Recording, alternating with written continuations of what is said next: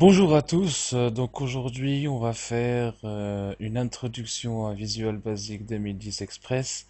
Donc pour ceux qui veulent apprendre ce langage, cette vidéo sera une petite introduction à cette IDE qui nous permet de faire pas mal de choses. Donc avant de commencer, bien évidemment, il faut avoir Visual Basic. Donc pour ceux qui n'ont pas Visual Basic, je vous invite à aller sur Google, taper Visual Basic 2010, le télécharger et l'installer. Donc une fois que vous aurez fait, donc ça peut prendre un petit peu de temps. Donc si ça prend du temps, ne paniquez pas, c'est normal. Donc en ce qui nous concerne, on va aller sur un nouveau projet. Donc on va ouvrir un nouveau projet. Donc pour ce, rien de plus simple, on clique sur Nouveau projet, Application Windows Form. Et on va obtenir ça. Donc là, on a en visuel l'interface. Donc là, on a les menus assez classiques. Ici, des boutons de raccourci. Donc là, pour enregistrer, débugger. Bon, voilà, c'est pas détaillé. Bon, c'est pour voilà, bon, enfin, il y a une multitude de boutons que vous apprendrez à vous en servir avec le temps. Donc, je vais pas tout aborder parce que sinon ça prendra énormément de temps. Donc, je vais parler de l'aspect général de l'interface. Donc, la forme 1 que j'ai ouvert, quand j'ai ouvert un fichier, c'était forme 1. Donc voilà, forme 1 c'est ça, c'est ce carré ou ce rectangle qui se trouve ici. Donc, comme on peut le constater, on a quatre grandes zones dans l'interface. Donc, on a la boîte à outils, on a les sources de données, la liste d'erreurs, les propriétés.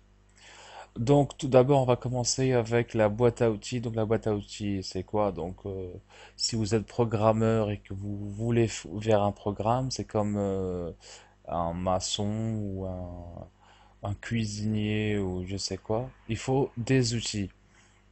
Donc nous, pour créer notre logiciel, enfin logiciel, notre petite application, on va ajouter des choses, par exemple un bouton. Donc avec un simple glisser-déposer, donc on peut amener ce bouton dans la forme.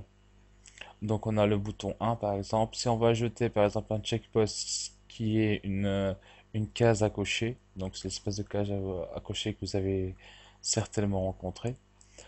On peut par exemple, si on veut mettre un titre, par exemple, on peut mettre un label par exemple, etc., etc. Donc il y a une multitude d'outils que vous apprendrez. Bon, vous allez pas apprendre à tout, à connaître tous les outils, mais bon, vous allez vous familiariser au fur et à mesure de la pratique. Donc ici, source de données, donc pour l'instant on va pas aborder ça, donc c'est pour importer, c'est pour ajouter une nouvelle source de données, donc voilà, si vous voulez ouvrir une donnée, donc faudra faire enfin, créer une base de données, enfin importer une base de données, utiliser une base de données, etc., ou des objets, etc. Bref, là pour l'instant c'est pas d'actualité, donc on va passer. Là on a les propriétés, par exemple, c'est quoi une propriété? C'est tout ce qui concerne les caractéristiques d'un objet. Ici, par exemple, si on voit l'objet forme 1, regardez, la forme 1, il nous donne les caractéristiques de la forme 1. Et on peut agir dessus, on peut modifier à notre guise. Par exemple, si je veux changer la couleur,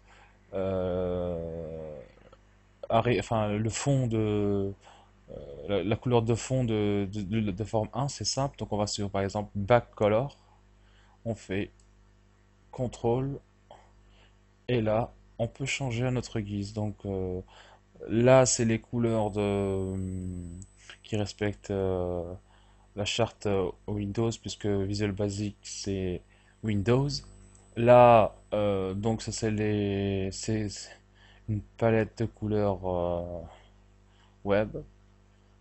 Donc et là, c'est on peut personnaliser. Par exemple, si vous voulez me créer une application en rose, donc vous cliquez sur rose. Si vous pouvez modifier ensuite à votre guise. Donc je sais pas si vous voulez faire ça de cette couleur-là, enfin, peu importe.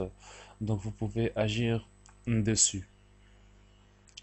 Aussi, pour vous donner un autre exemple parlant, donc par exemple label, si je veux modifier le label, enfin là on a label 1, donc si je veux modifier label 1, donc je peux changer, je mets par exemple, je sais pas moi par exemple mon texte, et quand je clique j'ai mon texte.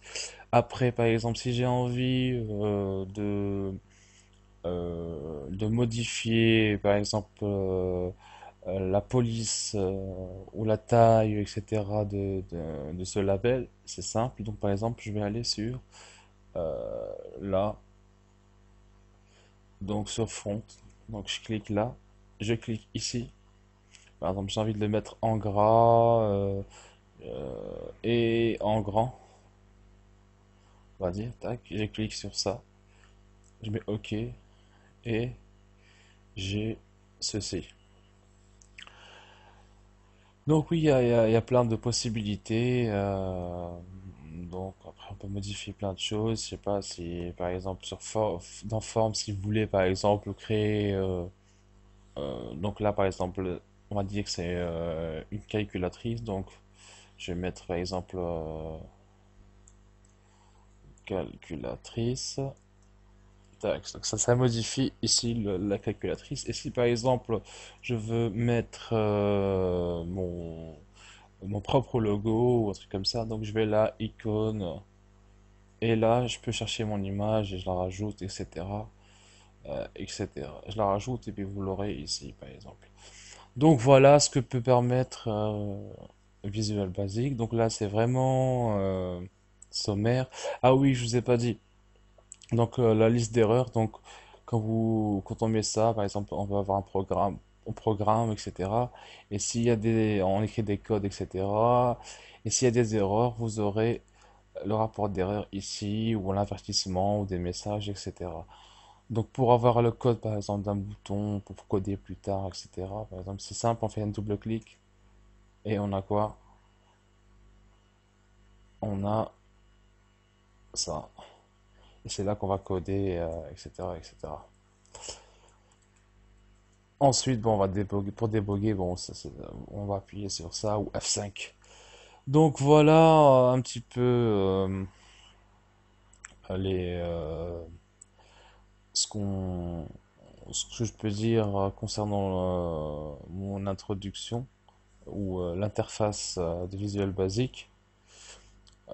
Donc voilà, j'espère que cette vidéo vous a plu et je vous dis à la vidéo prochaine. Salut!